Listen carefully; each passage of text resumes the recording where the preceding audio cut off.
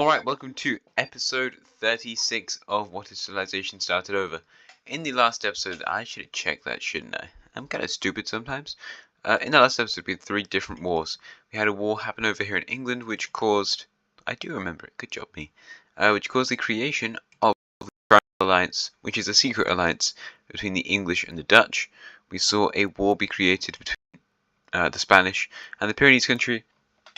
They both ganged up on the old Valencian country, so they're gone now. And the Orange Chinese country declared war on the Changdong, Qingchao. What is it? The city over here. There's some city, Qingdao or something. It's over here. These two countries also joined in, and it very much scared the Koreans because you're a lot closer now. Anyway, in today's episode, there's going to be a big war that happens, so that's the thing we need to look out for. But before that happens, let's do some expansion. So where do you want to go do some expansion? Oh yeah, we saw some expansion down here. Like big colony stuff down here. Let's first go over to West Africa. They haven't done a whole lot in their existence. But today they're going to expand further into this area. There's not really any countries near the West African country, so that's kind of why they haven't done a whole lot. But they're just chilling and existing and doing their own thing. So we're going to let them do that. They expand into this area as well. How about... how about we create a new country as well, just to give them a friend. We'll create a country down here. I think that's Ghana. This is probably the Ivory Coast then. We'll give them a new country friend somewhere over here. But West Africa is finally getting discovered, and there's countries going here. So that's exciting. There you go. That looks disgusting. I hate how this looks. But it's a group of people from the West Africa country who've now gone to the Green country. And the West African people are from Morocco and Carthage in Spain, so yeah, you've got a total 1 city. You should have more than that. You are meant to have more than 1 city. Anyway, you can get a capital anyway, so we'll give you that. Also, you need... Like, the Spanish probably traded this country a bit. So, yeah, you're gonna need... What? You're going to need more than just that 1 city. I did it on the wrong layer. I might just be stupid, but look, I'll fix this in a second. Fix this afterwards. Don't worry, the cities will come back. By the way, someone else will probably colonize that. Like the Spanish, maybe. So Spain has started to colonize this sort of Andean, West Colombian region, and they're going pretty far down the coast over here. The Spanish appear to be trying to form Gran Colombia, which they actually have a pretty good chance of doing. They've taken over lots of stuff the Grand Colombians didn't own, but they're also making their way up into Central America to try and establish a proper border with the Pyrenees country's Yucatan colony, which they've expanded out a lot now, and it's making its way pretty far into Mexico, but also now into Guatemala, so this thing's a lot larger. The Louisiana colony isn't doing a whole lot, and the Florida one will start to work up the coast around here, but not really all that far. So you can have that. Other colonization efforts, there's not really a whole lot that happens. The Spanish tried to venture into the central areas of Colombia, but, you know, there's mountains and there's jungles. And Bogota's somewhere over here, but it doesn't exist yet. So there's, oh yeah, I forgot Denmark. Denmark. You are on the thumbnail of this video, aren't you, Denmark? I wonder why that is. So Denmark will colonize this entire area, uniting their big old colony into this entire sort of east Canadian thing. And I guess we could also give them some other stuff, like this bit over here in the south. They are making their way into some warmer territories. They just can't be bothered to go anywhere warmer than where they are now. They just love being in the cold, apparently, so that's fun. Anyway, maybe we start with our war, just because I don't want it to be too long. Denmark is realizing here that they have an opportunity. The British Isles are pretty much entirely owned by the Denmark, other than England and the Irish country. Denmark's got pretty good relations with the Irish country. They do a lot of trade, so they're kind of fine with Ireland being in some very uninhabited areas of Scotland. But the English country is a relatively look at all the cities. This is a pretty rich country. The Netherlands, you should have more. Speaking about the Netherlands, though, they have a secret alliance with the English. They formed this in the last episode. The Danish don't know about this. So, when Denmark declares war on the English country with a plan to just take over the entire thing, it goes differently to how the Danes expected. They thought this might be a bit easier. They take one major city, then also take a second one. The Danes, oh yeah, power rankings. Let's do that. That is not. Don't worry about that. Number 1 is Central Asia. Number 2 is Mesopotamia. Number 3 is the Bulgarian country. Number 4 is Korea. They're making their way up there more. Spain is in 5th. You have Turkey in 6th. The Danish are in 7th. I think their peak was 6th, I believe. Bengal is in 8th. I think their peak was also 6th, maybe 7th. But they are stronger than they've ever been, so, you know. 9th is Karnataka, and 10 is Greece. Well, I guess it's Greece, southern India, to be honest. And 10 is Greece, who has fallen a little bit, but they're still very strong. Weaker than Turkey, though, so, you know, that is kind of important to notice. The Danes, I mean, they concentrate over here in the north a lot. The capital of the English country is right over here, near Liverpool. Oh, what's Birkenhead? That's kind of, Birkenhead's kind of over there. So they focus in on this kind of bit. There's also a bit of a trade route that goes down here towards Bristol and Cardiff. Cardiff's like right there, so yeah. But pushing around the south, they don't do as well. Anyway, the Dutch declare war on them, and the Danes are like, what? What? Why did you declare war on me? What did I do? But apparently there's a secret alliance. So the Dutch, to send their troops in, they were pretty prepared. The Dutch had national training, where other people got trained. So they do pretty well. Take this one city. How the Danes, Denmark does pretty good job of pushing back the Dutch, taking all the southern stuff and a lot of the northern stuff as well, getting them pushed over towards that city. And from here, you can't really see that very well, so I'm just going to change the colour. The Danes make a pretty good push into these areas, trapping these troops and going around towards, what would this be in real? I don't even know. There's some city that's over there in real life. Begins with a G, I think. Yeah, Denmark's doing a pretty good push around here. How the Greenish country, seeing that 2 nations are now at war with Denmark, take this as their opportunity and invade the Danish exclave before pushing around here in the north, trying to help out a little bit.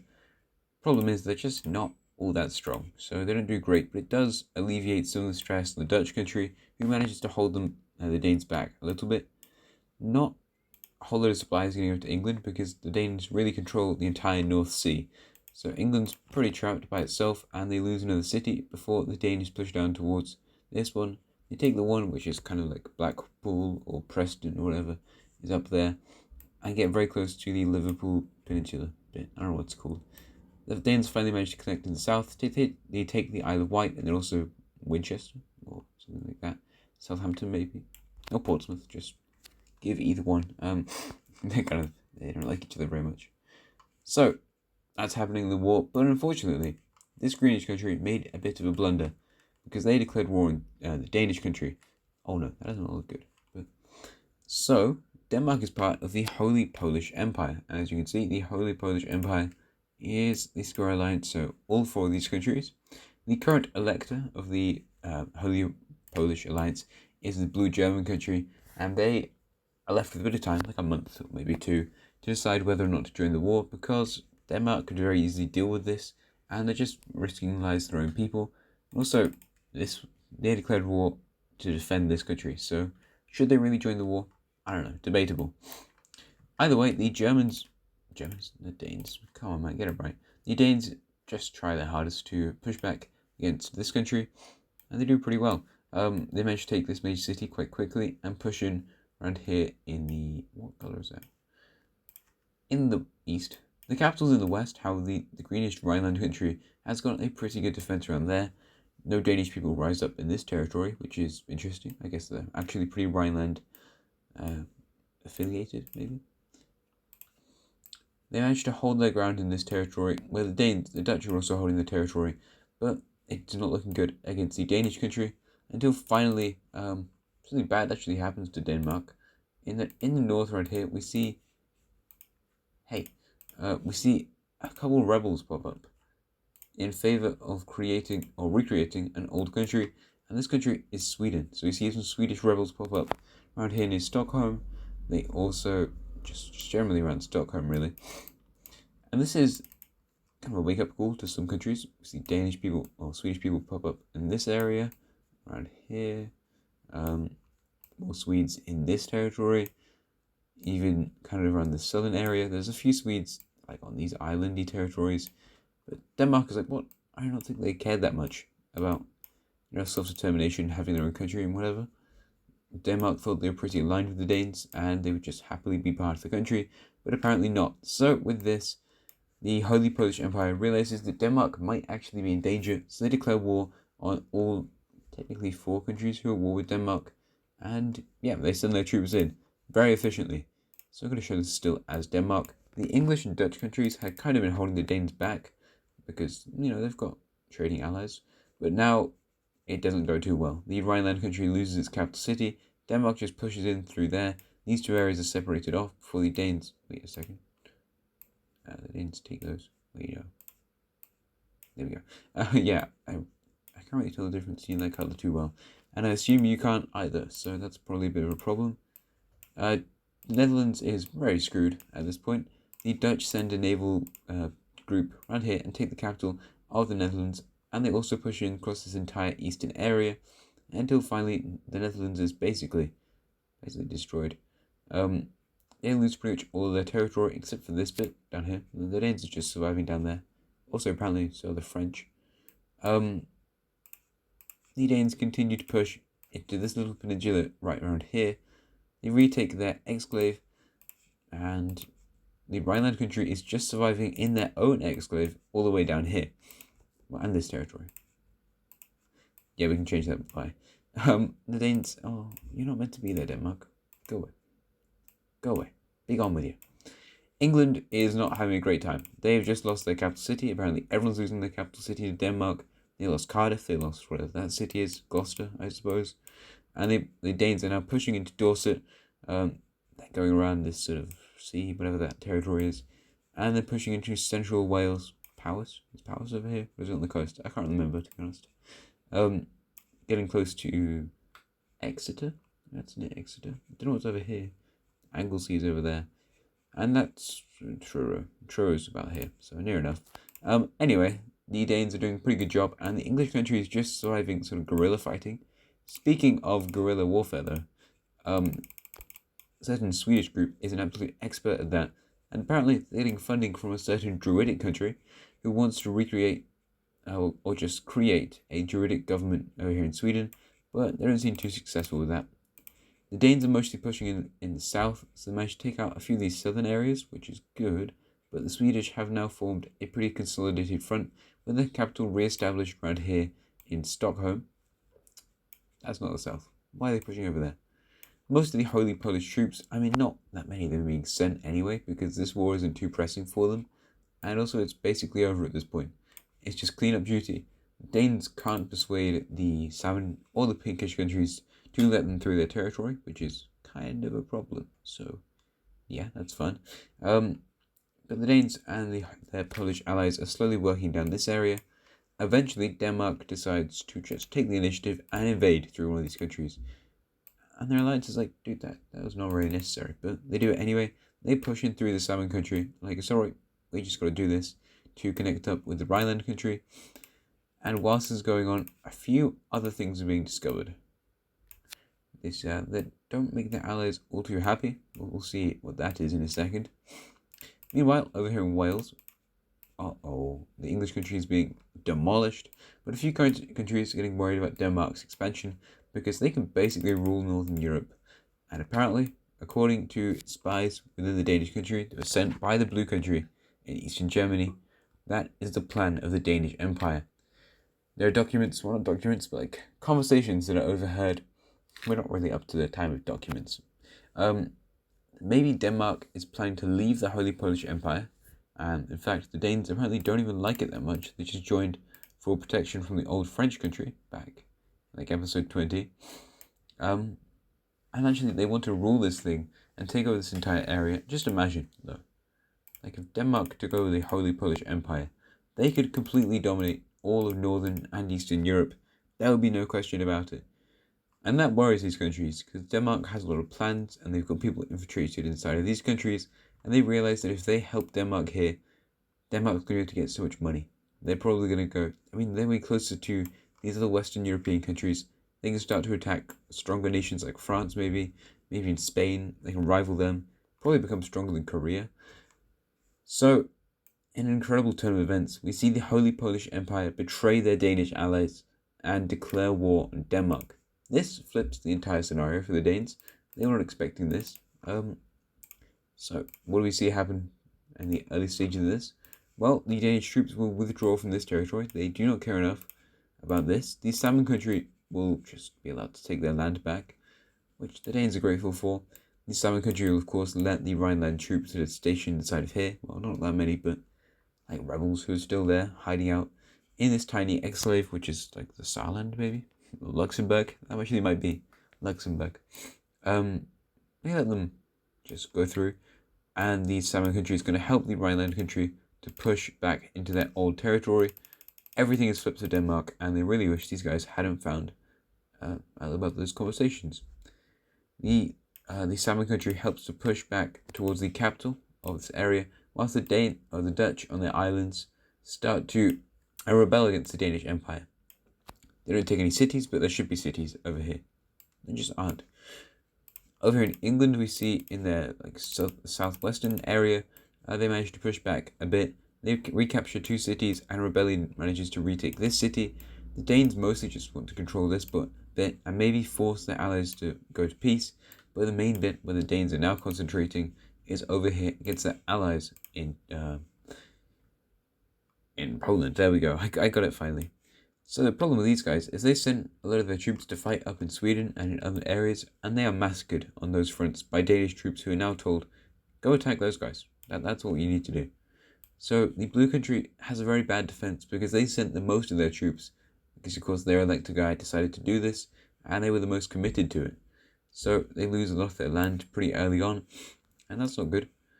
The Reddish Country will follow to a similar sort of fate. They don't lose as much territory, and this is kind of further away and less of a Danish priority, but they do manage to take a lot of stuff. There's a lot of people in Denmark, and some people in the Holy Polish Empire feel like they've betrayed their allies. You know, they shouldn't be fighting against the Danes, they should be fighting with the Danes. This area is lost, and along with this island as well. The Swedish front up here in the north manages to recalibrate and do a lot better. They appear back on this island, and they take this city over, which is new, and they also surround this lake, annexing that territory into their new rebellion. They're trying to get the Norwegians to rebel. Norway's been irrevocably, is that right? I think so. Irreversibly changed. Because how many Danish settlers have gone there, so the old Norwegian country really can't return, but they're going to try and get Norwegian rebels to reappear, and they do pretty well at that. So a Norwegian state will redeclare itself up here in the north, taking over some of these lakeish sea, river areas, and a couple of cities. It's pretty cold. The Swedes, the Finns, also tried to concentrate their efforts on creating a theocratic Norwegian state, but the Swedes have more influence over this thing, so that looks kind of unlikely. The Danish push into the Red Team actually does pretty well, because the Red Team is a pretty strong country, and they feel like maybe if they push back against these guys, they can actually still win this war. They might have to sign some sort of white peace with the Dutch and maybe the English, but they might be able to do this, so maybe it'll be alright. The Polish fight to occupy this area in the eastern... Well, what actually is this in real life? I don't really know. Pomerania? No, Pomerania is like over there. I don't know. This city is taken by the Danes, and it looks like they're doing very well, until a crazy betrayal happens. Because up here in the north, the Green Irish country is very imperialist at this point, apparently. So they invade Denmark. The Danes are like, what? What did I do to you, man? Why do you need to do that? Not very necessary. So they do a very good push up here in northern Scotland, where the Danes had about 0 troops stationed. This island even rebels in favour of joining... What? Hey. Come back. In favour of possibly joining the Irish Empire, or maybe just rejoining a new Scottish state that would be created, or the old one I mean. The Shetland Islands was of course originally where the Scottish came from. They don't go to the Faroe Islands, they just stay. The Irish push all the way to the Scottish border, and they do get a lot of help from the English country, who manages to retake the capital city, along with Blackpool, and they also push around here. England will finally actually make offensive manoeuvres into Denmark, taking one major city, and now the Irish push down all the way, taking this entire sort of Lancashire, Yorkshire territory. Actually, Yorkshire's right here, so Northumbria, maybe. The English work back towards the central territories around Manchester and Sheffield, although of course they weren't that relevant until like the 1700s, so is it that realistic them being there? No. Back over to the Rhineland country, they've had a lot more successes, although to be fair, a lot of the Danish forces are stationed around here. They've retaken their capital city, and they've also retaken the Danish exclave, which just wanted to join their country really. Didn't like being Danish. The Dutch have managed to retake their capital city, and they're just working their way up towards, they're probably taking where Utrecht is, but they're working their way up towards Groningen. Is that the city? I think it might be. And now Denmark is being pushed from all directions, and the Holy Polish Empire is actually starting to push them back. We see the Danish pushed back here in eastern Germany. The capital of the East German state is retaken, and the Elector rallies his people now against the Danish Empire. The Red Team will also make efforts to push back, especially here in the south, where people are less afraid of the Danes, because Denmark is further away. Here in the south, in fact, it's just very rural, so they managed to retake a lot of this stuff, and they also push back across the East German border, but the Danes will hold on to this city. The Polish then send their military into actual Danish stuff, taking Bornholm and landing in Scania. The Norwegian rebellion receives volunteer troops from Finland, who also just joined this war. There's not that much land for them to gain, to be honest, because Norway and Sweden just push it up around this area. Sweden did so much more of this work though. Like when this is occupied by Norway, it's really Sweden who's occupying this. The Swedish rebels are doing so much stuff for this rebellion. In fact, they take back Gothenburg, and the Danes are really just getting destroyed here. Sweden takes all of this land, and the rest of this is just left to the Norwegian rebels to try and deal with. They don't do great, but they do some stuff. The Swedish rebels eventually help them out, and Denmark is just left with all of this stuff. There's a few Danish troops left here in England, but they'll retreat out of proper England territory and into the Danish occupied colony. They lose Hull. Oh no, oh well. It's only Hull. This is Coventry, I don't know. And the English work into East Anglia. The Irish troops are of course also here. The Dutch finally have pushed, okay, not the ocean, you stupid. Pushed the Danes out of this territory. And the East Germans have managed to free a majority of their stuff. This is with a lot of Red Team Slovakian troops. But the city's obviously been retaken. But the Danes are just holding on down here in, what area of Germany's that? I don't know, some part of Germany. So that's good for the Danes. If you're still rooting for the Danes, I'm going to tell you now, it looks kind of unlikely the Danes are going to do too well. The Dutch are actually managing to do stuff, which is crazy, because about 10 people live there. Nah, it's more like a few thousand. The Rhineland country has fully unoccupied itself. The Polish, thanks to a load of Swedish rebels being in their territory, will give up the stuff they've occupied, and the Swedish now push into Scania and towards, I tried to learn the, it's like, I don't know the name of the island. I tried to learn it, I did, and then I forgot it. And now Swedish rebels are making their way into northern Germany. The East German state pushes back all the way around here, and actually just push straight up into Germany. Well, yeah, this is actually Schleswig-Holstein. So they go around here, they take over this island, until finally the United Holy Polish Empire forces take the capital city of the Danish Empire, and that country is gone. So, here is the peace treaty. Well, no, not the peace treaty. That's in the next episode. Something to note is nobody went out and got this stuff, probably because it's very far away, and they couldn't be bothered, but the Danes will probably actually get to keep their entire colonial empire. So if you're worried about that, yeah, that's fine at least. How we're going to see a few new countries created and some very new, well, very strong countries. So yeah, this is pretty exciting. I thought it was a good episode, I think, in my opinion. Pretty interesting. And Europe is going to get reshaped once again. More stuff happening in Europe. And the Holy Polish Empire is going to go down to 3 members as well, because Denmark is obviously going to get forced out of this thing. If you thought they were staying, no, not anymore. Anyway, thanks for watching today's video. Hope you liked the video. Like, subscribe, comment things you want to see in the future. And thanks for watching. Goodbye.